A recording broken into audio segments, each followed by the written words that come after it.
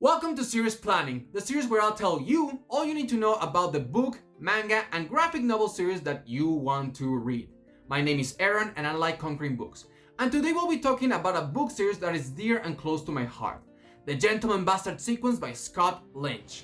The Gentleman Bastard Sequence is a series of hard fantasy novels that have what I believe is a nice twist. Instead of following a group of heroes trying to save the land, we follow a group of cheats and thieves trying to rob people blind. This series, in my opinion, feels like a breath of fresh air for the fantasy genre. No longer are we following a morally pristine hero trying to defeat evildoers for the good of the people. No, instead we follow a group of morally grey anti-heroes so clever and charming that it's hard to hate them and so easy to root for them. To start off, what you need to know is that the Gentleman Bastard sequence consists of 3 books, so far. We'll get into that in a moment. All the books in the series has been written by the same author, Scott Lynch. The Minnesota original author wrote the first book in the series all the way back in 2004. He says he was inspired by the old RPG games like Baldur's Gate, alongside choose-your-own adventure books and old pulpy fantasy novels. All of this was blended in his brain and gave us the world and characters that we came to know. As far as the books go, we first have The Lies of Locke Lamora, originally published in 2006. In The Lies of Locke Lamora, we follow the aforementioned Locke Lamora, an orphan with an incredible ability to steal and a cleverness to come up with the most outrageous yet successful plan to rob people. However, this talent gets Locke into a lot of trouble, and he's about to lose his life when he is saved and essentially bought by the eyeless priest. And don't let the title priest fool you, this man is the furthest thing away from God, at least the God he pretends to be part of.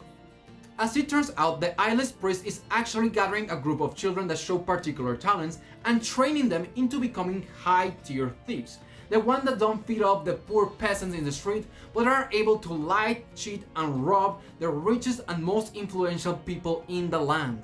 Locke joins the rest of the children that are in training, and together they form the group the Gentleman Bastards.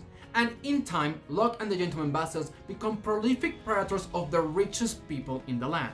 However, the days of thievery are interrupted by the sudden appearance of this man called the Great King, who starts causing chaos in the otherwise very well organized criminal world. The Gentleman Bastards find themselves involved in the schemes of the Great King, where they have to fight not for their reputation, but for their survival. The Lies of Locke Lamora is a great introduction to the world Mr. Lynch has created. There's so much fascinating lore and so many cool characters that I would have forgiven the book if it had a somewhat lacking story. But instead, we get an amazing combo of plot, dialogue, lore, world building, and a kick-ass atmosphere that feels familiar but fresh at the same time. After The Lies of Locke Lamora, we move on to the second book in the series, Red Seas Under Red Skies, originally published in 2007. Here we have a shift in tone going from thievery in back alleys to thievery in the high seas. Yeah, you heard correctly, we go full pirate. In this novel, after the events of the first book, the surviving members of the Gentleman Bastards move on to a different island where they are planning a heist on a casino that is believed to have an impenetrable vault. However, the surviving members are captured and poisoned by the man in charge of the island, and they are tasked with a mission in exchange for the antidote. The mission they are tasked with is rather simple. They have to steal a boat, a crew, and set sail to the ocean and wreak havoc as pirates to still fear in the population so this guy can keep his power. Without really any other option, the Gentleman Bastards agree and set sail to the ocean, only for things to go horribly wrong. But despite the fun changes in the setting and the tone, I think Red Seas Under Red Skies is the weakest book in the trilogy.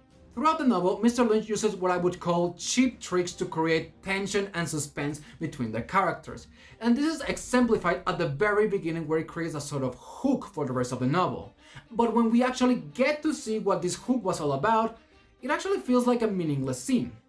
It also feels that Mr. Lynch is trying to retread some aspects of the first novel, but here they don't feel as thought out as they did before. For example, in the first book we get a double narrative. One that focuses on the current events, and one that is a series of flashbacks and sort of legends that give us information on the characters that is somewhat important for us to understand what's happening at the current timeline. In Red Seas Over Red Skies, Mr. Lynch tries something similar, but the information that we get doesn't really feel important or doesn't really affect our understanding of what is happening in the current timeline. Now, with all this criticism, it may look like I hate this book, but I really don't. It is a fun and very enjoyable novel, but it has some very glaring issues that are more visible, especially compared to the first one. Regardless, after Red Seas Under Red Skies, we move on to the third book in the series, The Republic of Thieves, originally published in 2013. In The Republic of Thieves, once again we get a change in setting and tone. This time, the surviving members of the Gentlemen Bastards embark in an adventure in the world that is perfect for charismatic thieves: politics. This time, the surviving members are taken to a different island and tasked to use their tricks and talents to help a party win an election. However, the opposing political party has also hired someone, but not just anybody. They hired the only female member of the Gentlemen Bastards, a girl called Sabetha, who knows all the tricks, schemes, and anything that they can come up with, making this task a difficult one. To me, The Republic of Thieves is a return to form for the series. We go back to basics with just focusing on the conniving plans, the scheming schemers, and the tricky tricksters. Yes, we do get a lot less action in this novel in comparison to the previous two, but that doesn't mean there are no thrill, twists coming from all directions. Plus, the flashback in this novel actually gives us useful information that fills us in the relationship between Sabetha and the Gentlemen Bastards, something that was really needed to understand the current events. And those are all the books that we currently have. Mr. Scott Lynch has said repeatedly that this will be a series of at least 7 books, and we do know the title of the next novel, which is The Thorn of Emberlane. However, we have no idea when it's going to be released. However, Mr. Scott Lynch has announced through his personal blog that there will be more content coming from the Gentlemen Bastard sequence in the near future. Only thing is that it will be in the form of short novellas. A brief snippet and the title of the first novella has already been published, being More Than Fools Fill Graves, which honestly, that's a great title. So you have been warned, this series is not complete and we have no idea when it will be. But as for the 3 books that have been released, there's a few things that you should know. First of all, that there are 2 main editions of these books. The first one was the one released in the US and North America by Orion Books and Del Rey Imprint. The second edition of the books are the one released in the UK by Golatz Publishing. The real difference between the 2 editions, it really comes down to the cover art, which I will admit the one released for the UK is pretty kick-ass. Additionally, Golatz Publishing has also released an anniversary edition of all the novels, which are pretty bad-ass, but I will admit they cost a pretty penny. Focusing back on the US and North American editions, the books are available in hardcover, paperback, and digitally. Digitally being, of course, the cheapest one. Or, if you want it for free, you could always borrow it from a friend or from the library. The second thing that you should know is that these books are kind of long and with a lot of pages. The 3 books that we already have come to a total of 2,172 pages, depending on which edition you have. Reading 50 pages a day, it should take you around 43 days to fully finish the series so far.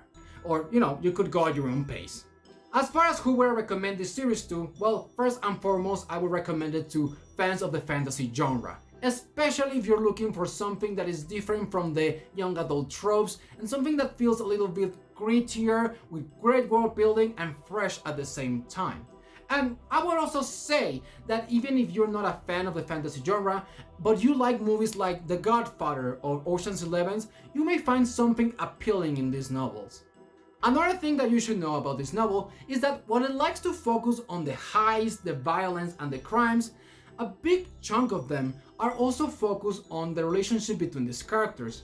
It has a surprisingly warm and wholesome message about friendship, mentorship, and chosen family.